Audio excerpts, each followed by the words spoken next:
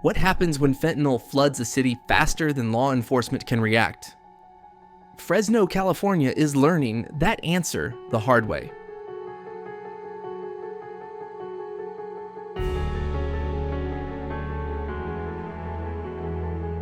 Once celebrated for its fertile farmland and strong working-class roots, Fresno is now caught in a crisis that outsiders rarely mention, but residents witness every single day. The tents keep multiplying, sidewalks are lined with visible human suffering, and entire neighborhoods are slowly sinking into decay. This isn't just a drug crisis, it's not only an economic issue, and it's certainly not just about people refusing to work. Fresno's homelessness emergency is the product of layered failures, policy missteps, housing shortages, gaps in healthcare, and a broken addiction response system all colliding at once. Some insist that homelessness is a choice, not the kind of heartbreaking reality we've seen in countless videos. Yeah, they put me on probation, intensive probation, because I kept getting arrested for possession of marijuana or dropping dirty for marijuana.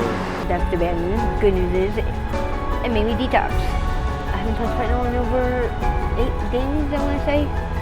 Yeah, I'm still smoking crack. I haven't quit everything yet. I'm still homeless out here, so it's still very rough for me to be completely sober, but that big weight, that big burden off my shoulder of having to detox and get off that fentanyl was a major lift for me. But is that really the truth? Can we honestly believe someone would choose to sleep on cold concrete, face the threat of violence every night, and endure blistering summers or freezing winters without shelter if another path existed? The truth on Fresno streets tells a very different story, and today we're going to uncover it in this episode of our homeless documentary.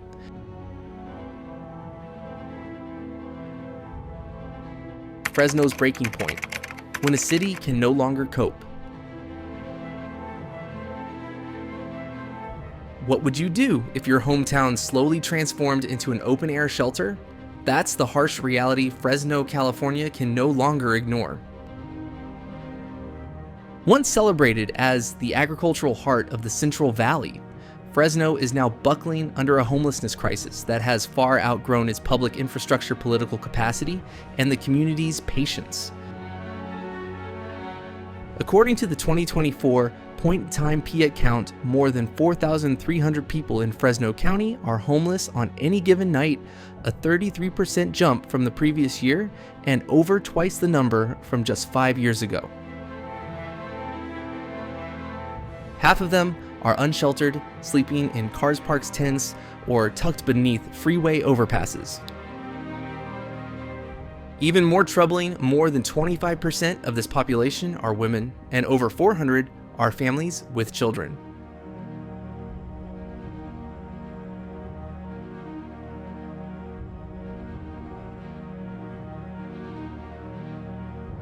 That they would have us out of here by the 9th, and we are still here.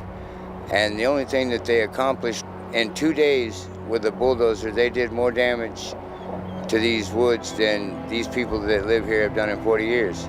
They just destroyed camps. They cleaned up some garbage, but we don't have a trash service. You know, we don't have a way to dispel with all the garbage for the people that are here. If we were to work with the people and get help from the city, they could put dumpsters out here, and we would put the trash in the dumpsters. We would do that. You know, we're not opposed to working with these people, but we are humans and we're here, and we don't have anywhere to go, man. So this is a good spot for us.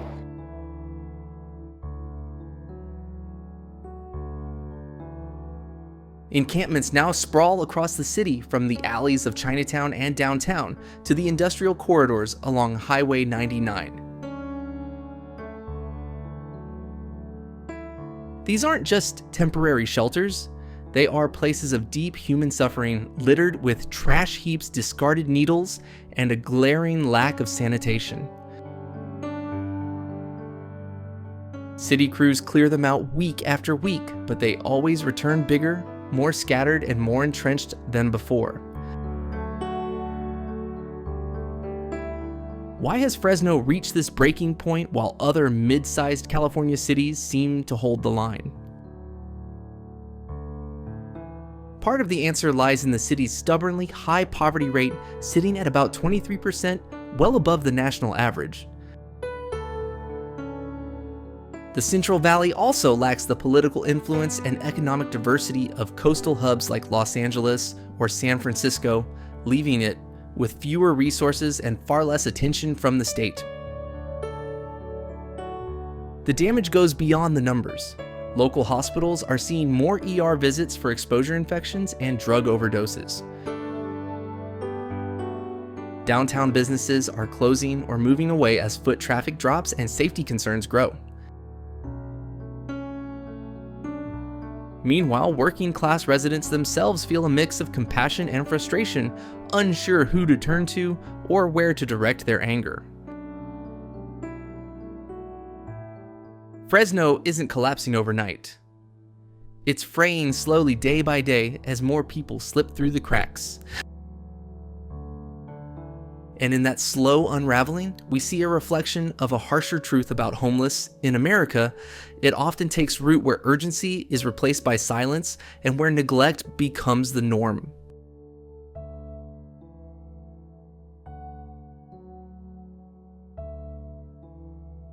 The silent invasion: how fentanyl and meth are changing Fresno.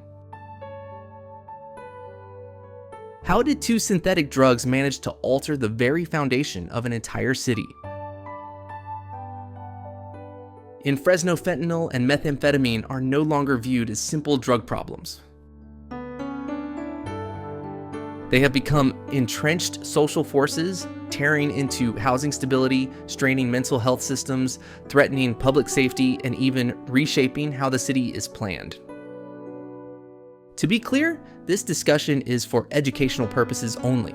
Nothing here is meant to promote or encourage the use of these substances.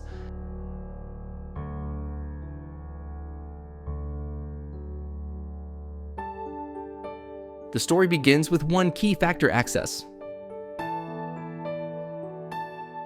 Data from the Fresno County Department of Behavioral Health shows meth-related arrests surged by 250% between 2017 and 2023. Fentanyl, cheaper and far more potent, has rapidly displaced heroin and prescription opioids on local streets. In 2023 alone, law enforcement seized over 36,000 counterfeit fentanyl pills, an explosive jump from fewer than 2,000 deers just 3 years earlier. These drugs are often cut with other substances or sold disguised as something entirely different, creating a dangerous climate of unpredictability and mistrust even among the users themselves.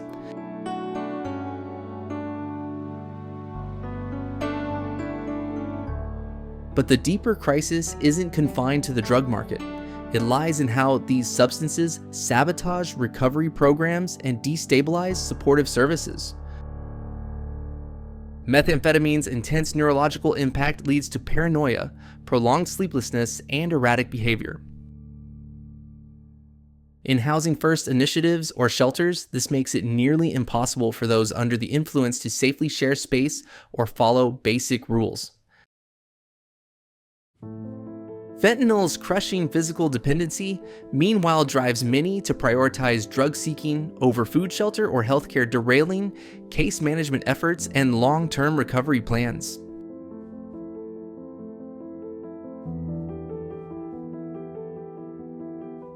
Fresno's behavioral health network is stretched to its breaking point. By 2024, the county had fewer than 30 detox beds available at any given moment. The ratio of licensed addiction counselors to people with substance use disorders sits at about 1 to 145, far below public health recommendations. Waitlists for residential treatment often stretch for weeks or months, leaving outreach teams with almost no immediate solutions.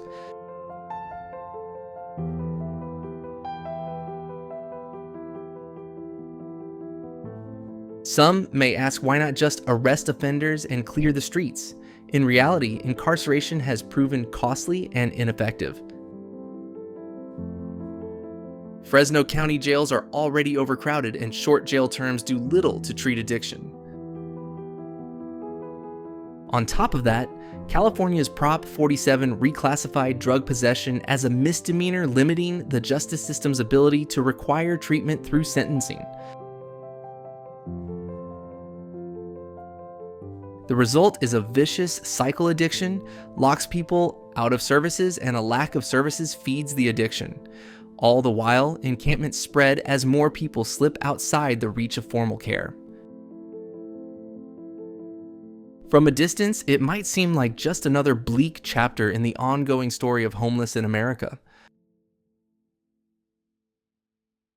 But for Fresno, this is a structural emergency disguised as a public health crisis, one that can't be solved with cleanup crews or a handful of rehab beds.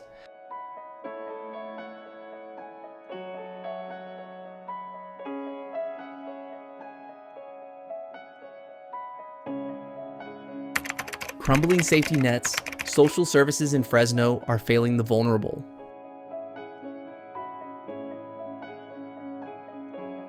When survival becomes a day-to-day battle, where can people turn for help? In theory, social services are meant to answer that question, offering shelter, food, healthcare, and counseling to those in need. But in Fresno, that safety net is fraying under relentless strain, leaving thousands without support and slipping into silence.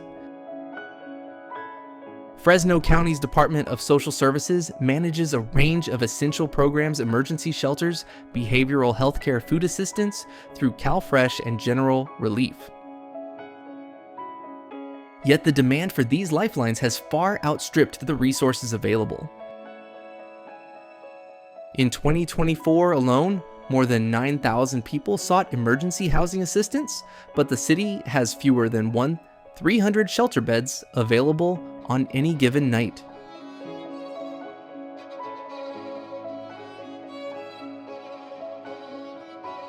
This count includes beds provided by nonprofits like Poverello House and the Fresno Rescue Mission, which regularly operate at full capacity, turning people away night after night.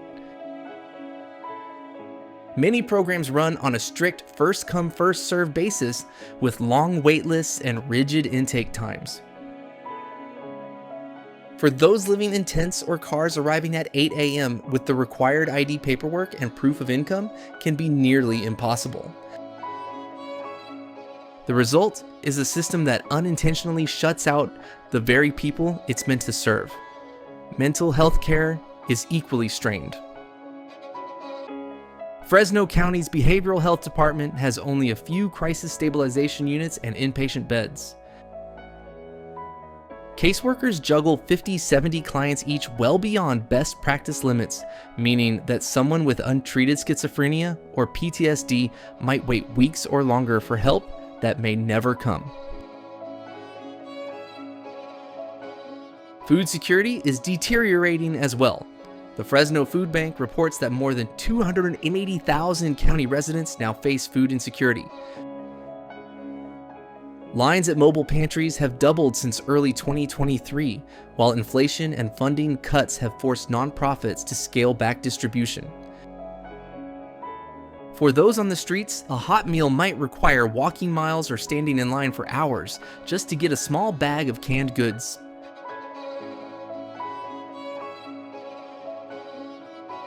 All of this forces a hard question. Are social services in Fresno truly built to help people escape homelessness, or merely to keep them afloat where they are? When resources are this scarce and systems so fragmented, people slip through the cracks, not because they're unreachable, but because they're pushed aside. The bigger picture mirrors the crisis of homeless in America, where safety nets exist on paper but in reality are stretched thin over deep, unhealed wounds. In Fresno, the gap between need and delivery is no longer a crack, it's a canyon.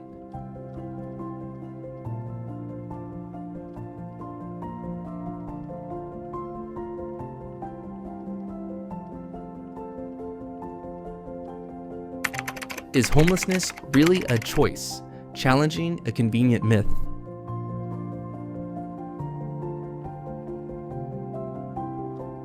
It's a line that gets repeated far too often in public debates.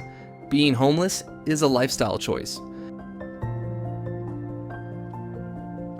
But is that really true, or just an excuse to avoid looking deeper at the problem? In Fresno, as in many places across the country, this belief still lingers among certain groups. Some people claim there are enough shelters, jobs are available, and that those without homes stay that way simply because they refuse help. But when you look closer, that argument falls apart. A 2024 survey from the Fresno Madera Continuum of Care found that more than 68% of unsheltered people had tried to get housing help in the past year, only to be turned away because there wasn't enough space, they didn't meet eligibility requirements, or they faced long waiting lists. Many also tried to enter treatment programs or reconnect with family, but were stopped by endless paperwork, no way to travel, or missing identification. Yes, I'll admit, there are a few who take advantage of their homeless status to get free supplies, sometimes even using them to support their addiction. That's a fact we can't ignore. But using the actions of a small minority to dismiss the majority only feeds our collective indifference. And we have to remember who we're talking about. Veterans, seniors, single mothers, people living with disabilities. These are not people refusing help out of stubbornness or laziness. They're trying to survive while navigating a maze of red tape trauma, mental illness, or addiction. Calling that a choice erases the daily struggle they face. Even having a job doesn't guarantee a way out. Fresno's strong agricultural industry depends on seasonal labor, which pays low wages and offers no stability. A farm worker making $60 an hour still can't afford the average rent of $1,400 for a one-bedroom apartment. What kind of choice is it when the numbers never work? So we have to ask, is it really a choice when every possible exit is blocked? Or have we simply decided to stop noticing the obstacles? Labeling people as choosing homelessness takes the heat off the system and drowns out real stories of hardship and perseverance. In the bigger picture of Homeless in America, this myth isn't just wrong, it's harmful. It shifts blame away from broken systems and onto people who are already hurting. In Fresno, that misplaced blame has become a shield against responsibility, and it's long past time we put it down.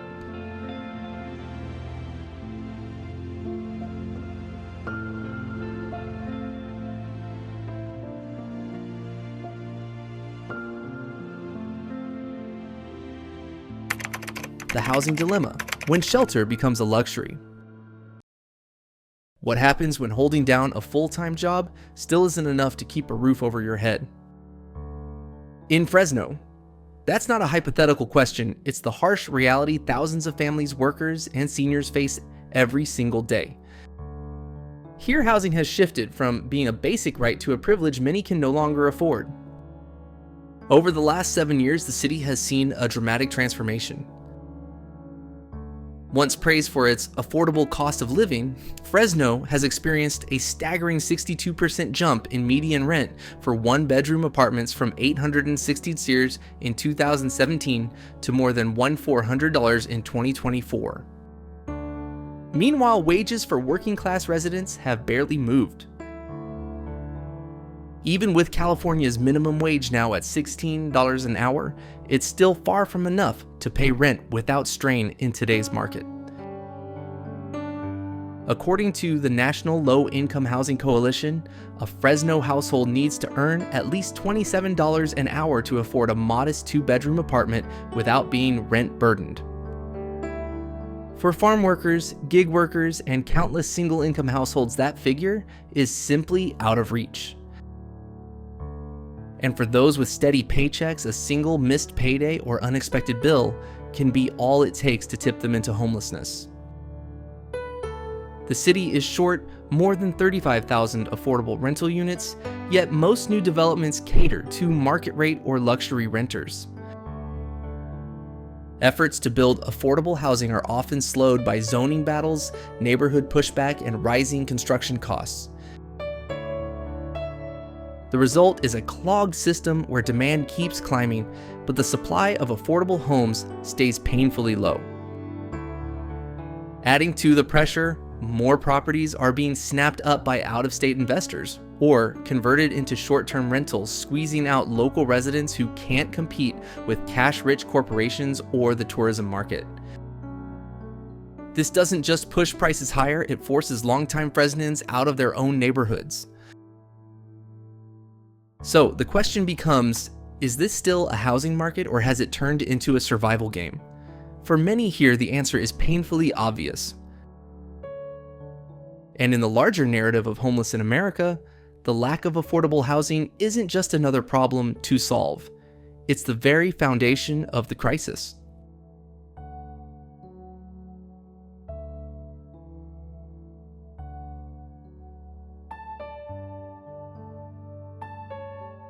Government response.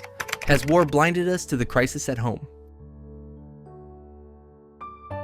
As Fresno confronts a growing and undeniable homelessness emergency, the question lingers, has the nation been so fixated on problems abroad that it's ignored the unraveling within its own borders? For over 20 years, federal budgets have leaned heavily toward overseas conflicts defense spending and foreign policy ventures. Trillions have been poured into battlefields far from home, while cities like Fresno scramble to scrape together enough funding for basic shelters and essential social programs. From 2001 to 2021, the United States spent more than $8 trillion on post-9/11 wars, according to Brown University's Costs of War project. During that very time, homelessness in California rose steadily, fueled by housing shortages, stagnant wages, and a chronically underfunded mental health system. In Fresno, local leaders have made efforts earmarking funds, proposing more shelter beds, expanding outreach, but these moves feel like temporary bandages when what's needed is sustained, large-scale federal commitment. Yes, high-ed grants have trickled in along with emergency aid during the pandemic and certain state programs. But these measures are short-lived, mired in red tape, and nowhere near the scale required. Where is the Marshall Plan for housing? Where is the same urgency to rebuild neighborhoods that we show when rebuilding foreign nations? Meanwhile, the national conversation is often diverted. Headlines fixate on border disputes, international flashpoints, or partisan theatrics, while the fact that over 653,000 Americans are homeless today only surfaces sporadically.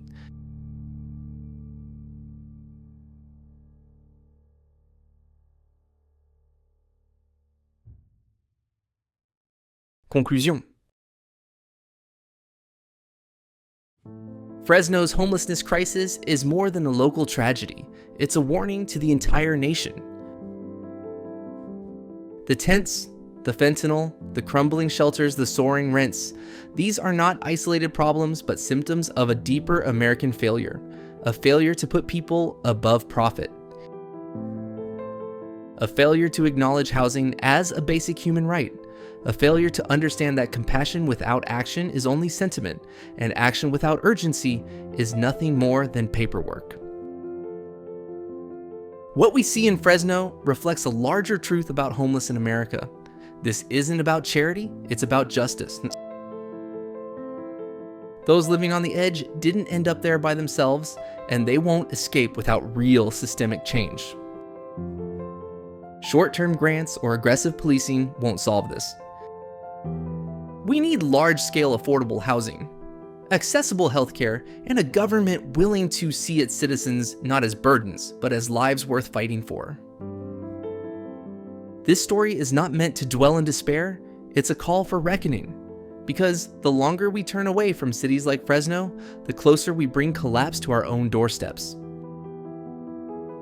And the question we all must ask is this: what kind of country are we becoming if we keep choosing not to see?